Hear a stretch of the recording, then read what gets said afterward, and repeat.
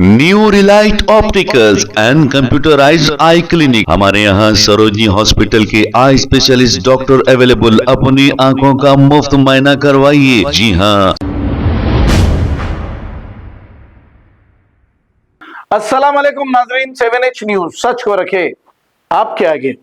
Bahadurpura police की जानिब से लोगों को डराने धमकाने वाले एक ऐसे शख्स को गिरफ्तार किया गया जिसका नाम सलमान उर्फ डॉन बताया जा रहा है। ये लोगों को डराया धमकाया करता था। इस पर एक केस दर्ज करते हुए इसे अदालती तहवील में दे दिया गया। आइए देखते हैं इसी की रिपोर्ट।